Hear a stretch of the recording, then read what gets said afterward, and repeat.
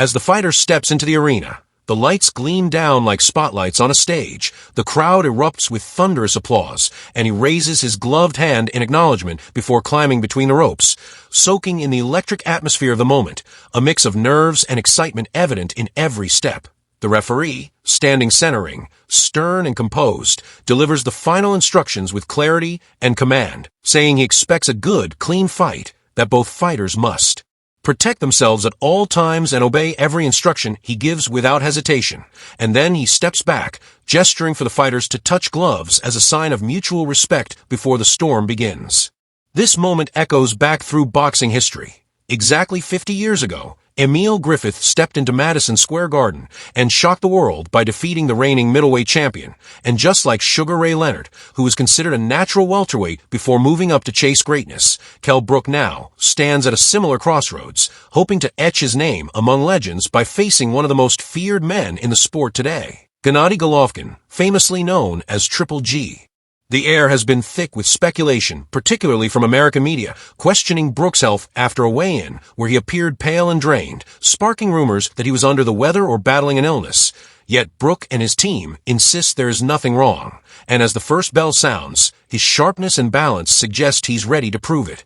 Golovkin begins immediately with forward pressure, cutting off the ring with expert footwork, while Brook looks to counter, landing an early right hand that shows he's not just there to survive, but to compete. Swelling quickly appears under Brook's left eye, likely from a stiff right hand, while Golovkin begins targeting the body with his signature hooks, sensing that Brook might slow down if those body shots accumulate. Brook, refusing to be bullied, lands a sharp left hook that brings the crowd to life, and Golovkin, unfazed, nods in acknowledgement, almost inviting Brook to do it again. There's a dangerous rhythm to the fight already, Golovkin pressing and stalking, Brook firing off clever combinations and counters, especially when Triple G throws looping punches and leaves himself open momentarily. The referee, Marlon Wright, wisely gives both fighters enough room to move, staying at a respectful distance, allowing the action to unfold naturally. Brook is at his best in the center of the ring, throwing jabs and uppercuts, slipping punches, but every time he backs into the ropes, Golovkin punishes him with ferocious bodywork and overhand rights. In round one, Brook made the mistake of standing still too long and paid the price with a clean shot to the ribs, which momentarily buckled him, a moment his corner surely warned him about. He regroups quickly, showing flashes of brilliance, a tight uppercut here, a slick counter there, but Golovkin continues marching forward like a tank, undeterred, patient, and dangerous. Brook must balance aggression with caution, knowing that getting too brave might give Golovkin the exact moment he's hunting for, and even though Brook is landing more than expected, he's also absorbing damage with each exchange.